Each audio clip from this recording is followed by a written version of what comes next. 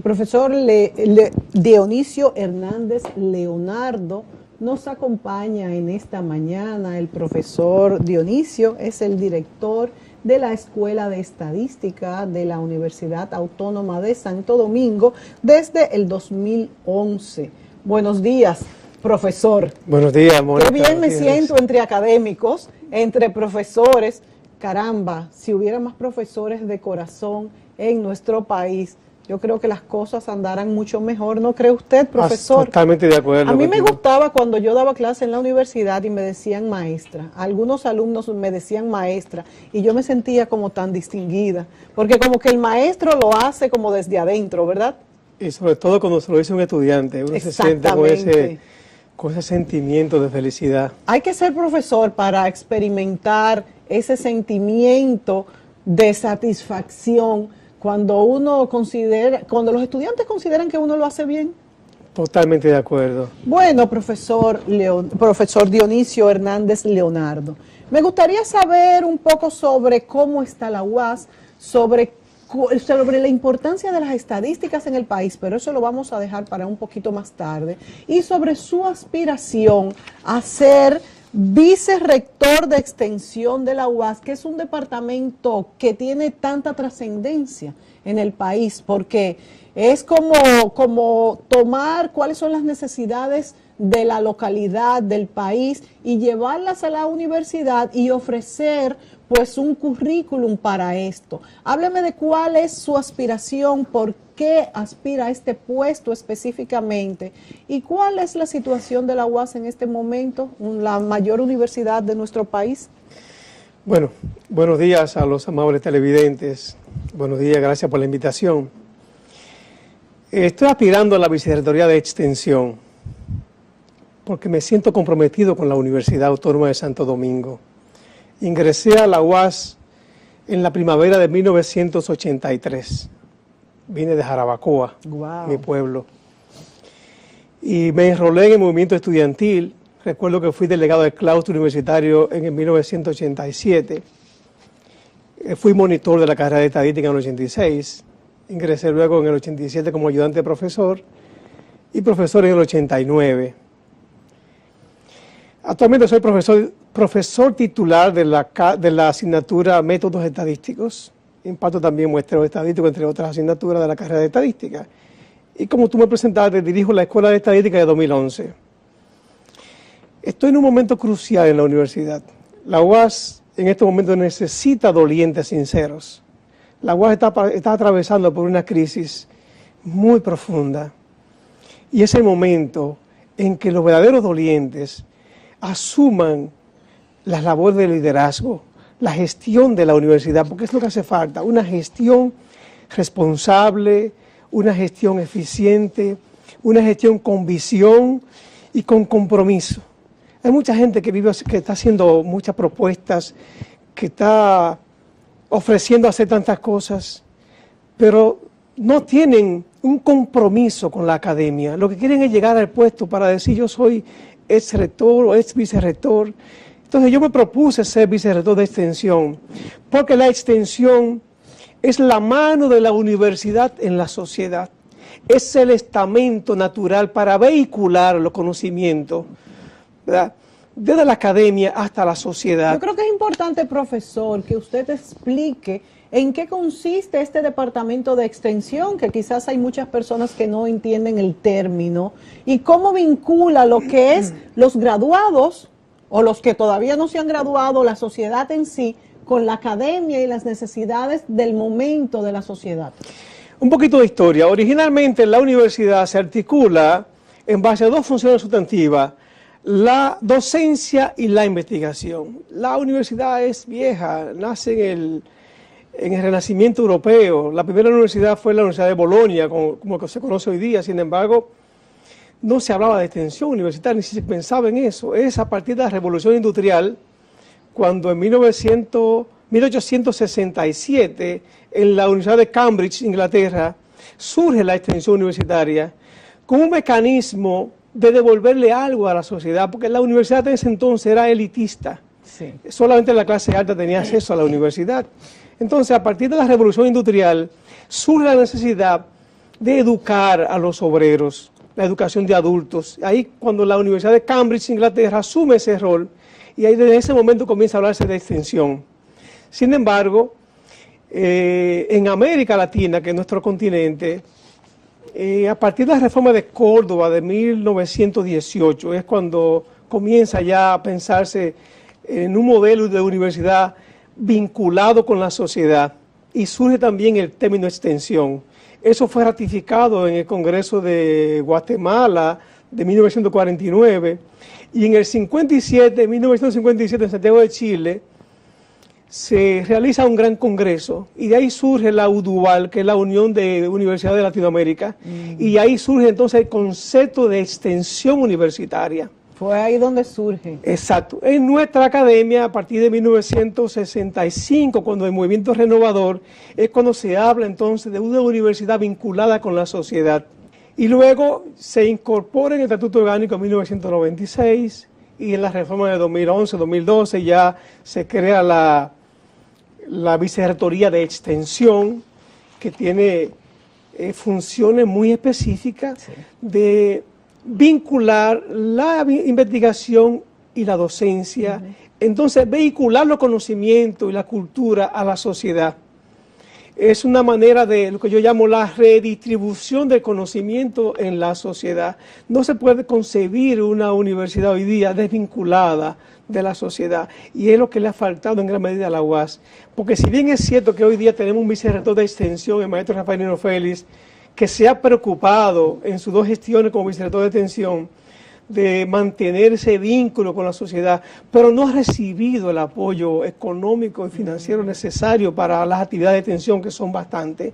Entonces, yo aspiro que en el próximo periodo, con el ascenso de Nino Félix a la rectoría y con nosotros la vicerrectoría de extensión, podamos establecer... Ustedes están en una plancha. Estamos en el consenso universitario, sí, que es un movimiento profesoral comprometido con la academia. Somos dolientes sinceros, tenemos fe en que la UAS va a recuperar los espacios perdidos, porque nosotros lamentablemente hemos perdido los espacios de opinión pública. Anteriormente, cuando había huelgas, cuando había manifestaciones de protesta en la universidad, contábamos con el apoyo de la opinión pública. Hoy nos sacaron la alfombra, la UAS hoy día luce huérfana. Ha perdido prestigio en ese sentido. En gran medida sí, porque nos hemos desvinculado a la sociedad, y no se concibe una universidad desvinculada a la sociedad. Entonces, por esa razón yo digo, cuando con Nino Félix a la rectoría y con nosotros la vicerrectoría de extensión, vamos a tener una UAS vinculada con la sociedad. Vamos a tener una UAS presente no solamente a lo interno. Yo digo, Gutiérrez, nuestro himno universitario, el primer verso, dice: centro de vida intelectual. Yo digo, en una vicerrectoría de extensión mía, será posible el cumplimiento de ese primer verso. Claro. Vamos a hacer que en nuestros recintos, tanto en la sede como en los recintos, centro y subcentro de la UAS en todo el país, se respire cultura, se respire arte, se respire conocimiento, y hacia afuera, hacia la sociedad, esté presente la UAS en actividades culturales, en actividades de apoyo a la pequeña y mediana empresa, en actividades deportivas, en actividades de fiesta en sentido general, porque la universidad es el estamento natural para vehicular su conocimiento a la sociedad. Y es la UAS, que es la universidad más popular gracias a toda esta apertura que también usted ha descrito, profesor, de cómo las universidades fueron abriéndose a la sociedad en general y no solamente a las élites. Claro. Es la UAS la llamada a hacer eso en nuestro país. Y que está definido incluso en nuestro Estatuto Orgánico. El artículo 3 define la UAS como un bien social público. Entonces tenemos que cumplir ese rol, pero necesitamos el apoyo de los maestros y maestros y de los delegados estudiantiles que votan para hacer posible eso, porque la UAS necesita repensarse. Inclusive presidentes han salido de la UAS en nuestro país. La UAS ha sido la madre de tantos profesionales importantes, de la mayoría, porque es la universidad más grande. La UAS es más vieja que el propio Estado. 28 de octubre de 1538. Sí. Nuestro Estado surge en 1844. La sociedad dominicana se ha articulado en base a los recursos humanos que ha parido la UAS. La UAS se ha desvinculado mucho de la investigación, profesor Dionisio. ¿Por qué? Por falta de recursos. ¿Y cómo vincular esto que usted muy bien ha dicho, que es la investigación con las actividades de extensión, refiriéndose a todo lo que tiene que ver en nuestra sociedad, en la República Dominicana, a lo que hace falta en el momento, para que esos cursos, que esa academia para lo que se necesita, ese conocer al dedillo, el Departamento de Extensión tiene que conocer al dedillo lo que está pasando y lo que demanda la sociedad, quizás conjuntamente con el Ministerio de Educación Superior, Ciencia y Tecnología, a través de algunos estatutos del gobierno, el mismo Ministerio de Industria y Comercio. ¿Por qué se ha desvinculado de la investigación? ¿Es por falta de recursos? ¿Y hasta dónde? ¿Cómo puede articularse también con el sector privado? Como usted muy bien decía, para ayudar a las empresas, principalmente a las más pequeñas, que son las más y los que más lo necesitan. Ciertamente, la falta de recursos es un dolor de cabeza en la UAS. La UAS hoy día, con una matrícula de alrededor de 190.000 estudiantes, con apenas 3.000 y pico de profesores, entre activos y jubilados contratados, con una carencia de alrededor de 4.500 maestros. Mucho. No hay manera de obtener eficiencia. Los exiguos recursos que recibe la UAS no dan para mucho. Sin embargo, si se estableciera un orden de prioridad y se planificaran adecuadamente los procesos, las tareas, los trabajos, se lograran muchas cosas. Porque la UAS, como te dije, necesita repensarse. La UAS se ha desvinculado de esa sociedad que usted dice, de los sectores productivos, y hoy día, si bien es cierto que hay un rediseño curricular en el medio, sin embargo la actualización no se hace con la oportunidad que se requiere. Muchas veces la sociedad va por un lado y la academia va por el otro, y necesitamos ese reencuentro entre la sociedad y la universidad. Por esta razón nosotros decimos, necesitamos dolientes sinceros que entiendan el problema y que se comprometan a hacer posible eso, porque de lo contrario, el rumbo que lleva la UAS es incierto. Claro, una institución tan importante, profesor Dionisio Hernández. Y entonces, en un momento donde la corrupción en nuestro país y en el mundo es campante, yo siempre he dicho que la academia es como el reducto donde la corrupción no entra o entra menos, ¿verdad? ¿Cómo describe usted la academia en nuestro país? Si está blindada para la corrupción, no, porque se dice incluso que los rectores de la universidad muchas veces malversan recursos. ¿Qué tan a salvo está la academia de la corrupción en nuestro país? Mira, hablar de corrupción en la UAS no es tan elemental. Yo no puedo afirmar categóricamente que hay corrupción, porque no tengo evidencia. Sin embargo, nuestra universidad no es transparente. Y es el gran problema que tiene la universidad. Por ejemplo, la nómina de la universidad es el secreto mejor guardado. Y una institución pública que se alimenta con fondos públicos tiene que tener una ventana de cristal, un libro de cristal abierto, porque la transparencia es fundamental, y si no hay transparencia, entonces eso da lugar a las especulaciones de que hay corrupción. La otra cosa son los procesos internos, que también hay una nebulosa ahí. Se ha hablado hoy día de saneamiento.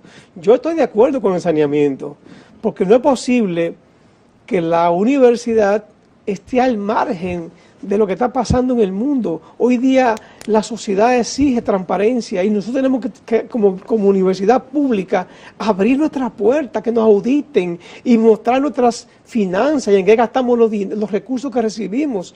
Y eso no es un problema para que nos quita autonomía, al contrario, nos hace más fuertes. Claro, porque le pueden dar más recursos cuando vea que se aprovechan bien. De manera, profesor, que si yo quisiera saber a cuánto asciende la nómina de la UAS, no tengo manera de investigarlo. No hay manera de saberlo porque no está pública. Pero quizás es un desorden y descontrol también lo que hay. Quizás no interesa. Mira, quizás un problema de celo, quizás no se sabe, no se quiere decir lo que está pasando, y eso alimenta el caos, eso alimenta la desconfianza. Claro. En una gestión nuestra eso va a ser posible. En una gestión nuestra y con Nino Félix en la rectoría, nuestros libros van a estar a disposición del público en general, del pueblo, que la gente vea lo que se hace en la UAS, no solamente que conozca los procesos internos, sino en qué se invierten los recursos que recibimos, porque la transparencia es la base de la confianza. ¿Cuáles son las propuestas de la plancha que ustedes tienen y que encabeza el aspirante a rector Nino Félix, verdad? Sí, Rafael Nino Félix. Rafael Nino Félix. ¿Cuáles son las propuestas que ustedes proclaman, vamos a decir, a los estudiantes y a la sociedad en general? Primero, una gestión responsable. Si no hay una gestión responsable, hay problemas. Una gestión comprometida con los intereses de la universidad, y la universidad es del pueblo, ¿me entiendes? Que eficientice los pocos recursos que recibimos.